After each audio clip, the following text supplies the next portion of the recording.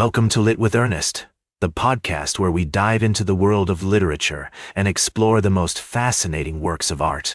Today, we're going to talk about The Crisis Papers by Thomas Paine, a collection of essays that played a pivotal role in shaping American history.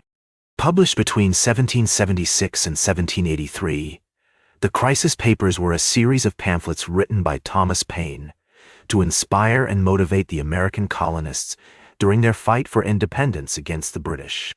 These essays were incredibly influential, and their impact can still be felt today.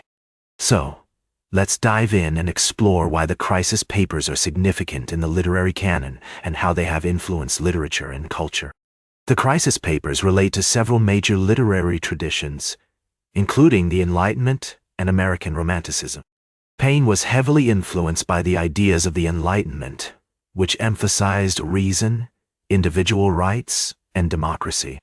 His writing also reflects the patriotic fervor of American Romanticism, which celebrated the beauty and uniqueness of the American experience. Authors like Patrick Henry and Thomas Jefferson were also influential in shaping Paine's writing style and ideas. One of the key themes in the Crisis Papers is the power of language to shape our thoughts and actions. Paine was a masterful writer who used rhetorical devices like metaphor, allusion, and repetition to inspire his readers and persuade them to take action. For example, in his famous essay, The Crisis, Number 1, Paine writes, "These are the times that try men's souls."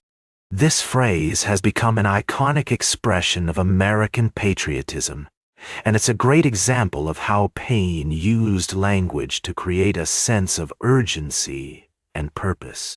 Paine's writing was also notable for its accessibility and clarity. He wrote in a style that was easy to understand, using simple language and avoiding complex jargon. This made his ideas accessible to a wide audience, including ordinary citizens who might not have had access to formal education. As the literary critic Christopher Hitchens once said, "Paine's prose is like a blowtorch, cutting through the fog of obfuscation and illuminating the essential issues." The Crisis Papers have had a profound impact on American culture and literature. They helped to shape the country's identity and inspire its citizens to fight for freedom and democracy. The essays have also influenced countless other writers and thinkers, including Abraham Lincoln, who often quoted Paine in his own speeches and writings. In fact, Lincoln's Gettysburg Address can be seen as a direct descendant of Paine's Crisis Papers, with its emphasis on liberty, equality, and the importance of government of the people. In addition to their historical significance, the Crisis Papers remain remarkably relevant today.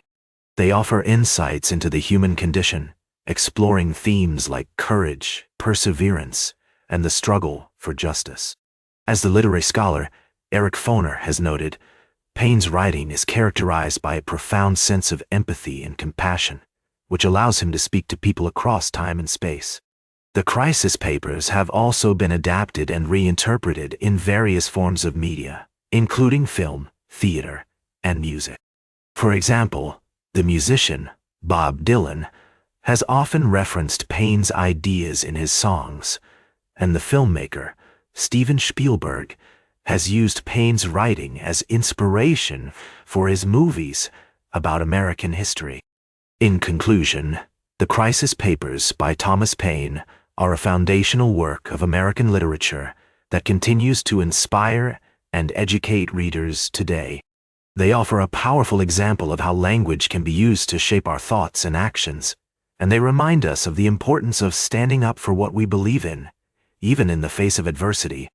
As Paine himself once said, "The right of revolution is a fundamental principle of democracy." This idea remains as relevant now as it was when Paine first wrote about it over 2 centuries ago. Like this episode, if it hit true. Share it if you respect honest talk about books. Subscribe because we'll do this again. This is Ernest, signing off.